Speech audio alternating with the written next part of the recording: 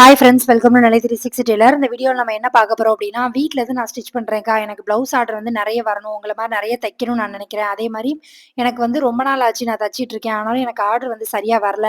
நான் எப்படி வந்து இம்ப்ரூவ் பண்ணுறது என் ப்ளவுஸில் அப்படின்னு சொல்கிறவங்க கண்டிப்பாக அந்த வீடியோவை ஸ்கிப் பண்ணாமல் முழுசாக பாருங்கள். அதே மாதிரி ஒரு சில பேருக்கு வந்து என்ன ப்ளவுஸ் தச்சு கொடுத்தாலும் ஏதாவது கம்ப்ளைண்ட் சொல்கிறாங்கக்கா, நான் எப்படி சரி பண்ணுறது எனக்கு தெரியல அப்படின்னு சொல்கிறவங்க கண்டிப்பாக இந்த வீடியோவை மிஸ் பண்ணாமல் பாருங்கள். இதில் சொல்கிற எல்லா விஷயங்களும் ஃபாலோ பண்ணீங்க அப்படின்னா உங்களுக்கும் கண்டிப்பாக ஆர்டர் நிறைய வரும். அது என்னலாம் அப்படிங்கிறத அந்த வீடியோவில் இருக்க போது.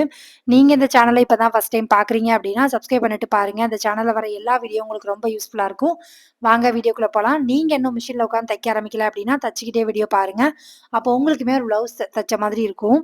ஃபர்ஸ்ட்டு வந்து நான் வீட்ல இருந்து ஸ்டிச் பண்ண ஸ்டார்ட் பண்ணும்போது, என் கையில வந்து நார்மல் மிஷின் தான் இருந்துச்சு. அதாவது பெடல் மிஷின் மட்டும் தான் நான் யூஸ் பண்ணிட்டு இருந்தேன். அது கிட்டத்தட்ட ஒரு 4 வருஷம், 5 வருஷமா நான் யூஸ் பண்ணிட்டு இருந்தேன். அதுல வர்ற அமௌண்ட்ட சேர்த்து வச்சு தான் நான் வந்து பவர் மிஷின் வாங்குனேன். அதே மாரி நான் வந்து ஒரு அ ஓவர்லாக் மிஷின் வாங்கணும் அப்படிங்கிறது என்னோட ரொம்ப நாள் ஆசை. எதுக்கு வந்து பட்ஜெட்டுக்காக வாங்கலையா அப்படின்னு கேட்டா, அது இல்ல. ஆனா நான் ஒரு பொருள் வாங்கறதுக்கு முன்னாடி ரொம்ப யோசிப்பேன். அந்த மாரி யோசிச்சு தான் வந்து ஓவர்லாக் மிஷின் வாங்கியிருக்கேன். என்கிட்ட தைக்கிற கஸ்டமர் எல்லாரும் சொல்ற ஒரே ஒரு வார்த்தை, "பவர் மிஷின் வாங்கிட்டீங்கல்லக்கா, ஒரு ஓவர்லாக் வாங்கிட்டீங்கன்னா எங்களுக்கும் யூஸ்ஃபுல்லா இருக்கும்ல. தையல் பிரியாதுல்ல. சில ப்ளவுஸ்ல வந்து நூலா வருது." இந்த மாரி கம்ப்ளைண்ட் வந்து எனக்கு அடிக்கடி வந்துட்டே இருந்துச்சு. நானுமே ஒரு 6 மாசமா வந்து வாங்கலாமா, வேணாமான்னு ஒரு யோசிச்சுட்டே இருந்தேன். ஏன்னா வீட்ல இருந்து நம்ம ஸ்டிச் பண்றோம். இதுக்குன்னு தனியா எக்ஸ்ட்ரா குடுப்பாங்களா அப்படிங்கிறது தெரியாது அப்படிங்கிறது. ஆனா நான் வாங்கிட்டேன். இப்ப வந்து நான் என்ன மாரி பிளான் பண்ணியிருக்கேன் அப்படின்னா, இது வந்து குரு மிஷினு. இது வந்து பெடல் கிடையாது. பவர்ல தான் ஓடும். அதே மாரி இதுல வந்து எந்த டேபிளுமே கிடையாது. நீங்க எது மேல வச்சுனாலும் இத வந்து யூஸ் பண்ணிக்கலாம். ஒரு டேபிள் இருந்துச்சு அப்டின்னா, அது மேல வச்சு நம்ம வந்து யூஸ் பண்ணிக்கலாம். இனிமே தான் நான் யூஸ் பண்ண போறேன். இத எப்படி யூஸ் பண்ண போறேன் அப்படிங்கிறதுமே கண்டிப்பா உங்களுக்கு வீடியோல சொல்றேன். அதே மாரி இதுல நான் ரொம்ப வந்து கஷ்டப்பட்டது இந்த மிஷின் வாங்கிட்டேன் அப்டின்னா, அந்த நூல் கோக்குறத கத்துக்கிறது தான்.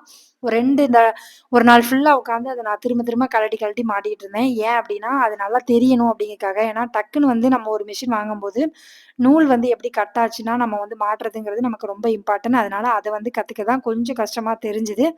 ஆனா 2, 3 வாட்டி செய்யும்போது எனக்கு வந்து பழகிருச்சு. இப்ப வந்து ஒரு சில பேர் நெனைப்பீங்க, "அக்கா வீட்ல இருந்தாலுமே நம்ம ஓவர்லாக்லாம் போட்டு குடுக்கணுமா?" அப்படின்னு கேட்டா, ஓவர்லாக் கன்ஃபார்மா போட்டு குடுக்கணுங்கிறது கிடையாது. ஓவர்லாக் கேட்கறவங்களுக்கு எக்ஸ்ட்ரா வந்து ரூ. 20 பே பண்ணிட்டு அவங்க போட்டுக்கலாம் அப்படிங்கிற மாரி தான் நான் பிளான் பண்ணியிருக்கேன். எல்லாருக்கும் வந்து ஓவர்லாக் போடுறது இல்ல.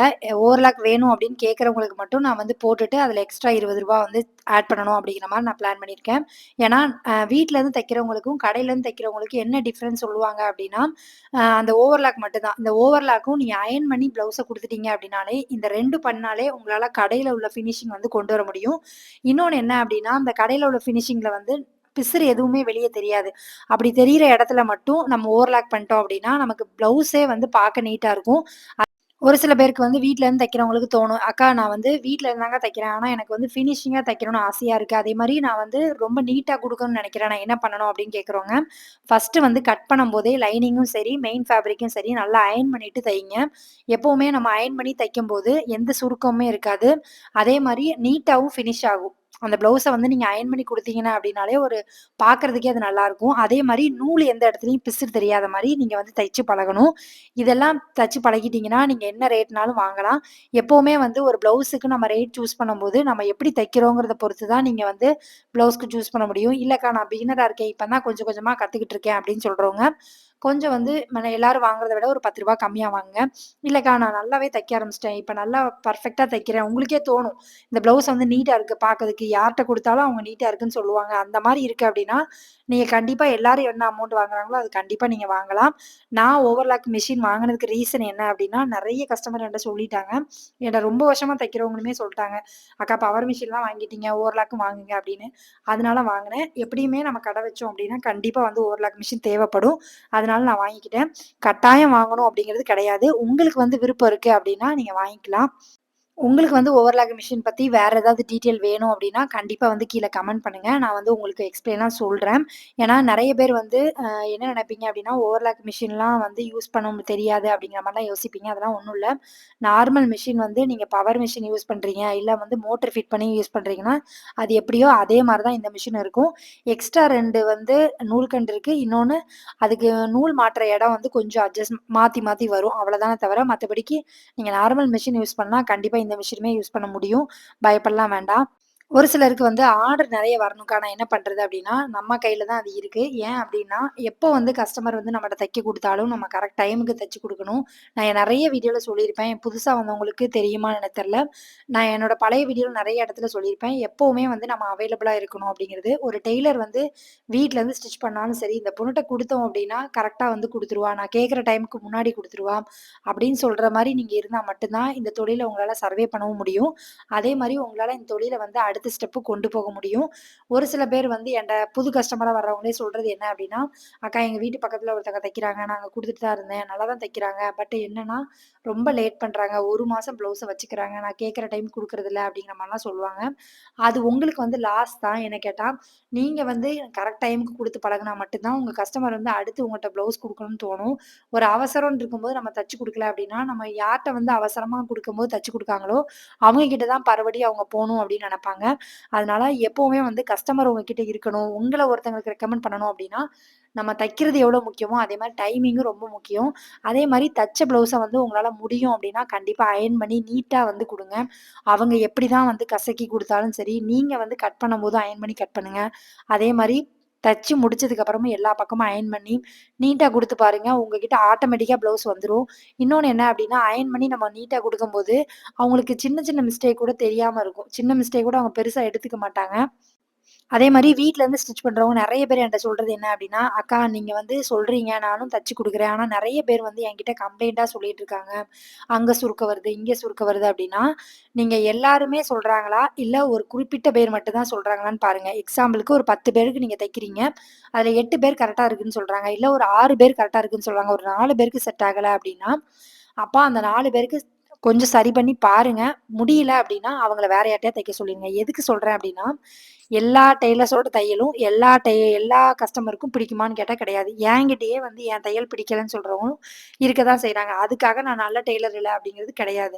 என்ன நம்பி வந்து வருஷக்கணக்கா தைக்கிறவங்கலாம் இருக்காங்க. அப்ப அவங்கலாம் சொல்றத நம்ம என்ன சொல்ல முடியும்? அதனால தான் எப்பவுமே சொல்லுவேன். ஒரு சில பேருக்கு நம்ம எப்படி தச்சு குடுத்தாலும் திருப்தி இருக்காது. ஒரு சில பேருக்கு இவங்கட்ட தச்சா தான் எனக்கு கரெக்ட்டா இருக்குங்கிற மைண்ட் செட்லயே இருப்பாங்க. அவங்கள உங்களால சேஞ்ச் பண்ணவே முடியாது. அதனால எப்பவுமே நெகட்டிவான பீப்பிள வந்து கொஞ்சம் தள்ளி வச்சுக்கோங்க. சில பேர் வந்து நான் ஒரு ரூ. 200 குடுக்குறேன் அப்டின்னா, எனக்கு 1008 வேல குடுப்பாங்க. அதாவது எப்டின்னா, ஒரு ப்ளவுஸ் கரெக்ட்டா தான் இருக்கும். லைட்டா அதாவது ஒரு நூல் அளவு தான் வந்து அந்த லூஸ் இருக்கும். அத டைட் பண்ணி குடும்மா. என்னம்மா லூசா தச்சிருக்க அப்டிம்பாங்க. ஆனா, ஒரு சில பேருக்குலாம் 1/4 இன்ச், 1/2 இன்ச் லூஸா இருக்கும். அவங்க வந்து "அக்கா லைட்டா பிடிச்சு குடுங்க. ஒண்ணும் பிரச்சனை இல்ல. அடுத்த ப்ளவுஸ் தைக்கும்போது நீங்க அத பார்த்துக்கோங்க" அப்டின்ட்டு போயிருவாங்க. நம்ம வந்து எப்டி எடுத்துக்கணும் அப்டின்னா இத, ஒரு சில பேருக்கு காசு குடுக்குறோம், இவட்ட நான் இன்னொரு வேல வாங்கணுங்கிறதுக்காக செய்வாங்க. ஒரு சில பேர் வந்து இது ஒரு விஷயமே இல்ல அப்டிங்கிற மாரி எடுத்துக்குவாங்க. 2 பாரியுமே கஸ்டமர் இருப்பாங்க. அதே மாரி எப்பவுமே உங்க தொழில் வந்து மேல மேல போணும் அப்டின்னா, ஒரு சில பேர்லாம் வந்து, "உனக்கு என்னப்பா? நீ வந்து வீட்ல இருந்துகிட்டே இவ்ளோ காண்டு சம்பாதிக்கிற" அப்டின்னு சொல்லுவாங்க. அந்த மாரி ஆட்கள நீங்க உங்ககிட்ட சேர்க்கவே சேர்க்காதீங்க. ஏன்னா, அவங்க மனசுக்குள்ள என்ன ஓடும் அப்டின்னா, "இவ மட்டும் வீட்ல இருந்து சம்பாதிக்கிறாளே" அந்த எண்ணம் தான் வரும். அவங்கள மாரி ஆட்களலாம் கொஞ்சம் அவாய்ட் பண்ணுங்க. வீட்டுக்குள்ள வந்து சேர்க்காதீங்க. ஒரு சில பேருக்கு வந்து இந்த "இவளுக்கு நெறைய வருதே, நெறைய சம்பாதிக்காளே, வீட்ல இருந்தே இவ்ளோ சம்பாதிக்காளே, நம்மலாம் சும்மா உட்காந்துருக்கோம்" அப்டின்னு சொல்லி சொல்லியே சில பேர்லாம் நம்மகிட்ட ப்ளவுஸ் வரவிடாம ஆக்கிருவாங்க. அது என்ன ரீசன் அப்டின்னா, அவங்களும் அத செய்ய மாட்டாங்க. நம்ம செய்றதையும் அவங்களுக்கு வந்து அத ஏத்துக்க முடியாது. "இவ என்ன வீட்ல இருந்துட்டு சம்பாதிக்கிறா?" அப்படிங்கிற மாரி இருக்கும்.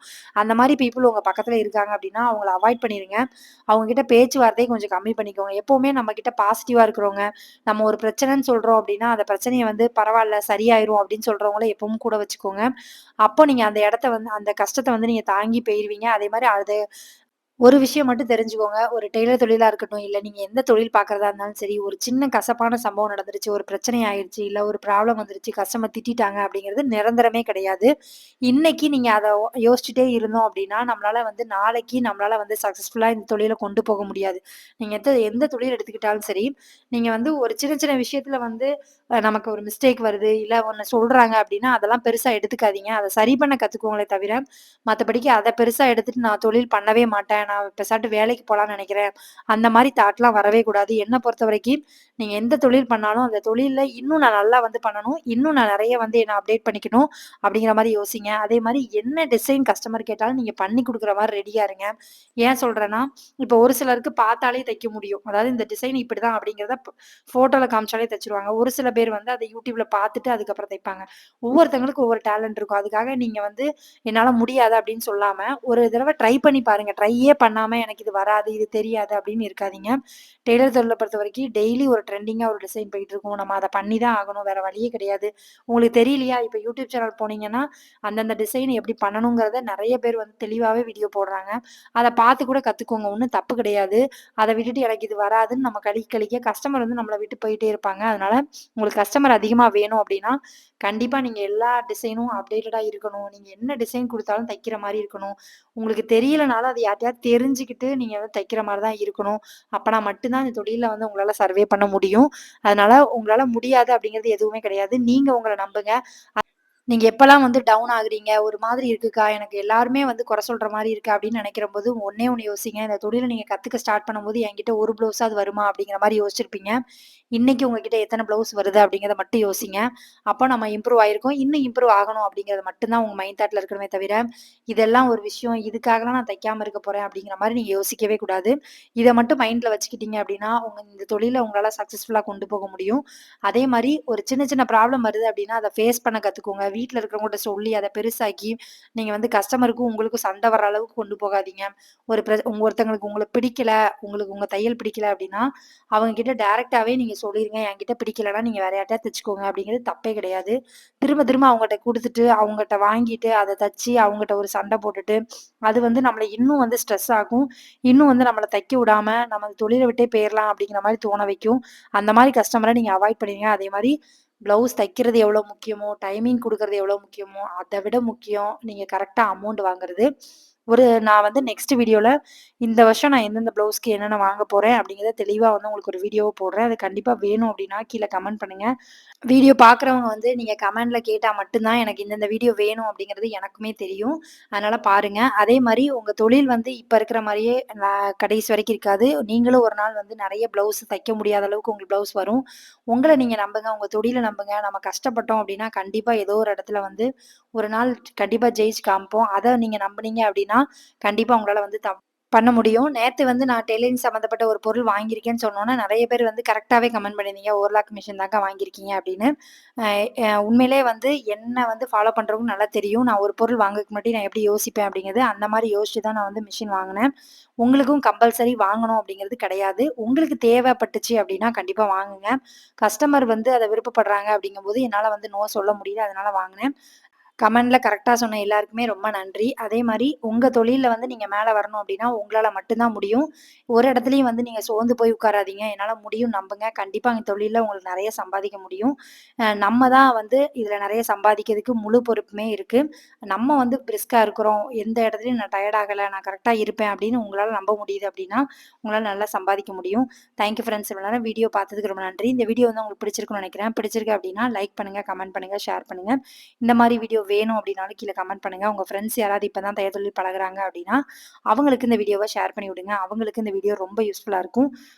நெக்ஸ்ட் எந்த வீடியோ வேணும் அப்டிங்கிறதையுமே கண்டிப்பா கீழ கமெண்ட் பண்ணுங்க. நான் அதுக்கு தக்கன வீடியோ வந்து போடுறேன். Thank you friends. இவ்வளவு நேரம் வீடியோ பார்த்ததுக்கு ரொம்ப நன்றி. Thank you.